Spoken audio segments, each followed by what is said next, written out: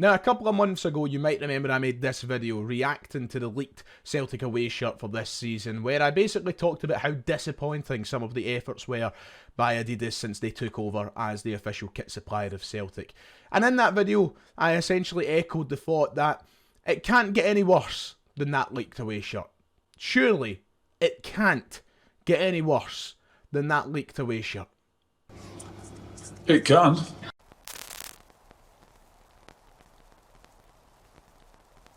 Ladies and gentlemen, welcome back to the channel. If you haven't already, please make sure to hit like and subscribe. That would be much appreciated. We're here to round off the week with the Friday update, and we've got a few things to talk about, particularly to do with outgoings at Celtic, because we've had updates on players leaving, bids being rejected by Celtic, bids being submitted for fringe players.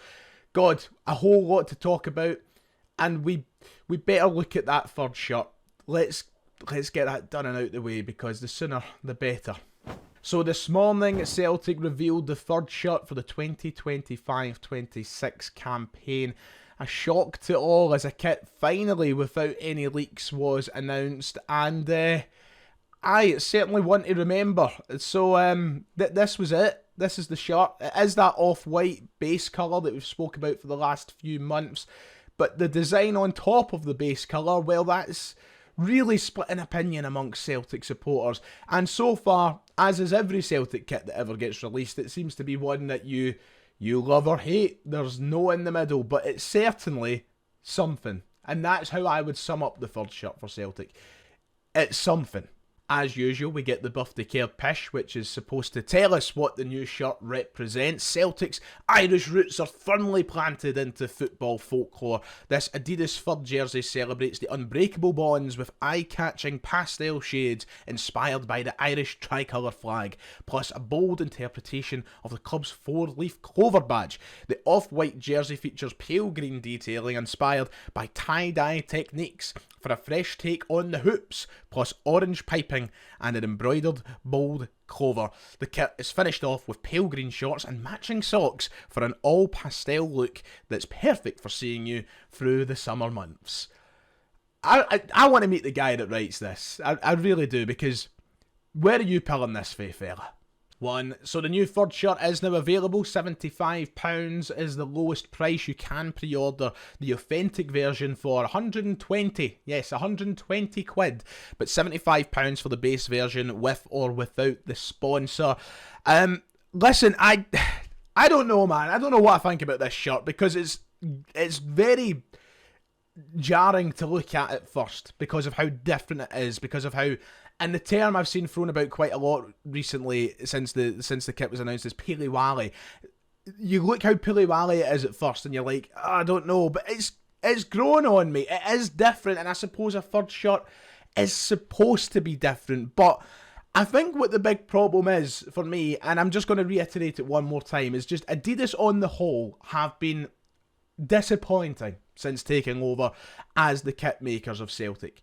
And if this was a shirt that was made amongst so many great shirts over the past 5-6 years, I wouldn't be that bothered. But I'm still waiting for Adidas to drop a truly classic all-timer kit, which I think they had the opportunity to here with the colour scheme, and they haven't done that. So yeah, it'll grow on me. I'll end up buying it. You know what it's like. The same thing happens every year. You say you hate the shirt grows on you, and then you buy it. We're all idiots at the end of the day. It's a game of football. Who cares what the players are wearing? But it's certainly different. So there you go. The third shirt is out now.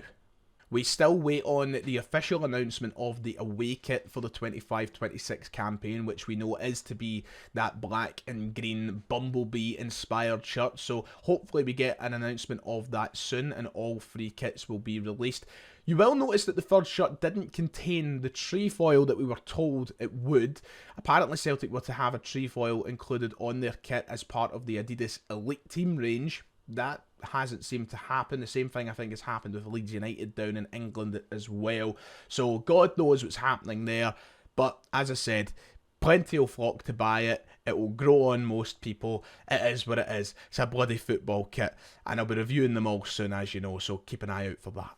So enough kit talk, it's time to talk about the news to end off this week. And of course, when I say news, I mean the transfer rumours, because that's what the summer is all about. We have a few updates in regards to outgoings at Celtic.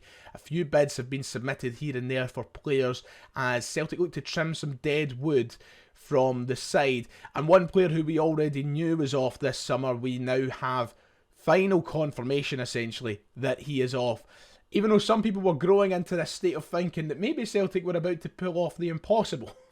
And of course, I'm talking about Greg Taylor, because Fabrizio Romano tweeted last night that finally Greek side PAOK have agreed their deal to sign Greg Taylor on a 3-year contract. After months of speculation as to where Greg Taylor will end up and weeks of being linked to PAOK in particular, it's finally been reported by Fabrizio Romano that they have agreed their deal to sign him on a 3-year deal, which will take him up to the age of 30, I believe. And God knows, I'm telling you right now, at the end of that 3-year deal, we'll be linked with Greg Taylor an awful lot. I already know that. But yes, it looks as though he's finally off to PAOK. That move should be finalised in the next 24 to 48 hours. And it came after speculation of multiple sides looking at him. Apparently Copenhagen were entering the race quite late as well. PAOK is the team that he has decided on. So best of luck to Greg Taylor. I really don't need to go over the fine details. We've done that enough since we found out he would leave the club at the end of the season.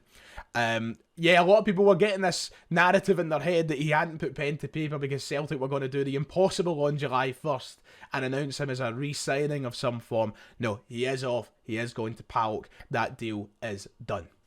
And he isn't the only Celtic player that Fabrizio Romano has been tweeting about today, because this morning we got an update about a forgotten Celtic player and his potential exit from the club. This came at around 8 o'clock this morning, the exclusive from Fabrizio Romano that Braga in Portugal have sent an official bid to Celtic worth €2 million for Gustav Lagerbielke. And negotiations are now ongoing, and Gustav Lagerbielke is keen on the move. So this comes after his loan move to Twente last season. They didn't choose to exercise their option to buy for Gustav Lagerbielke, and now Celtic look to cut the dead wood. A €2 million fee is currently what's being talked about. I think this is probably one of the best offers they're going to get for somebody who has played such little football for the club, and that clearly we want to move on from the club. It is a loss. I think we paid something in the region of £3.5 to £4 million for Gustav Lagerbielke, so Celtic are set to lose money if this deal goes through. But it's a good move for him, and I can see why he's keen. He's moving to one of the top sides in Portugal. It's a good league. It's a good country to live in. Yeah, it's a good recovery for him, considering how bad things have went for him at Celtic. Now, he played really well at Twente to try and kind of revive his career in a mini sense, but now's the chance to revive it altogether. Fresh start, new club, and I think this is something that we'll end up seeing going through over the next few days, even if it means a rare loss for Celtic in the financial department. However, Braga aren't the only team this morning who have been linked with Lagerbielke. They are the only side who we've heard about making an official bid, with negotiations underway.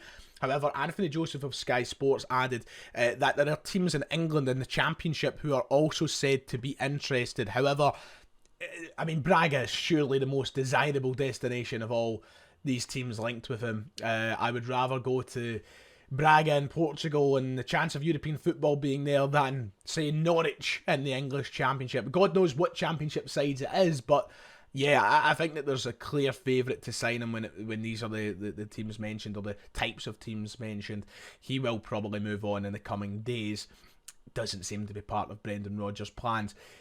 Is it a big miss on Celtic's part, not giving him another opportunity? That's going to be a topic of conversation, and I'm sure that will open up a lot of opinionated discussion.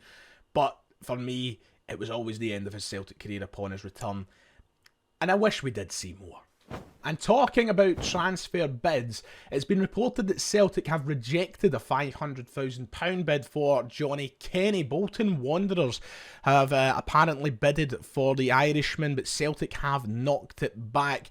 The article that was reported on by the Bolton News say that though Celtic may be receptive to loan offers later in the window, it is claimed that it's below their valuation of the international and that they don't want to sell him. So apparently Celtic not wanting to part with Johnny Kenny on a permanent basis after some, promising glimpses of him in the latter half of last season. Celtic willing to maybe loan him out depending how the window goes, but no to the £500,000 bid from Bolton, which I think is pretty reasonable on Celtic's part. In the Daily Record's words, there is a clutch of other clubs chasing after Johnny Kenny this window, albeit we don't know if it's in a permanent or loan capacity. But I think a loan move would be smart for him. The fact that he won't play much football this year for Celtic suggests to me that we should allow him the chance to flourish as a player and to develop him as a player. So a loan move would be smart, and the fact that we're receptive to that later in the window, I think is good news for him. I'm not in a rush to see him leave permanently by any stretch, so I'm glad to see that we've rejected this £500,000 offer, but it might be a while yet before we hear about what his near future holds. So just keep an eye out on that before the end of the window. So enough talk about outgoings. It would be rude of me not to talk about any potential incomings in an episode of Celtic Transfer Talk. At the end of the day, that's where all the excitement lies. And today, Celtic have been yet again linked with someone we already have been in this window, and it comes in the form of young Serbian centre-half Veljko Milosavljevic, who apparently is subject of yet another bid by Celtic. Now, that's reports in East Europe suggesting that. This was the headline that came out yesterday, that Crvena Zvezda have refused a €6 million bid for the centre-half. And in that article it says that the sources report that Celtic representatives were in Belgrade to inquire about Milosavljevic's availability. Apparently we've offered €6 million, which according to the standards of Crvena Zvezda, Red Star Belgrade, is too little. So, Celtic back in for Milosavljevic if reports in Eastern Europe are true. What I will say is, you've got to always look at these things with a pinch of salt. There is no way I could sit here and tell you with a straight face they are credible sources or not. But it comes with a caveat. The caveat being that if it's true, Celtic aren't far off the price that they are now looking for. Now, you remember a few weeks ago when I spoke about Milosavljevic, the talk was they wanted up to €10 million for the player. And this is a guy who's not even 18 yet, I believe, 17, 18 years of age. They wanted £9 to £10 million for him, and I said it's just far too high a fee for Celtic to justify when there's such a risk to reward ratio that might not work out. Well, that story has now changed. Apparently it isn't as much that they're looking for. So Celtic, have had a €6 million bid rejected, which works out around £5.1 million. But sources insist it will take £6 million to land the standout. And there are two unnamed Premier League clubs who are watching the player as well extensively in the past few months. And with Gustav Lagerbielke potentially leaving the club for a couple of €1 million, that could add to the kitty to try and land this lad. So it went from €10 million to €6 million. That's a €4 million shave off on the transfer fee, which suddenly makes it a lot more realistic for Celtic to make it happen. So suddenly this becomes a far more realistic prospect for Celtic. Somebody that looks so talented, so dominant, so physical. Basically the kind of centre-half that Celtic need at such a young age. This could become something we seriously think about in the coming days if the price tag is to be believed. Now, there's a couple of Premier League clubs being mentioned. The PSG have also been mentioned. If those clubs start entering the race, it's done for Celtic. We have no chance. But if we can get ahead of the curve, then this might suddenly become a very, very plausible transfer for us. We'll see what happens. A lot better fee, much better fee. I'm interested to see where this one could go. Veljko Milosavljevic, don't forget the name just yet. Right then, that does it for today. If you've enjoyed, you know what to do. Go down below, hit like, hit subscribe. Let me know all your thoughts and opinions in the comments below. But take care of yourself. I'll be here over the weekend. Don't worry, we're just closing out that Monday to Friday stretch. We're back tomorrow. Until then, take care of yourself. God bless, and I'll see you all next time.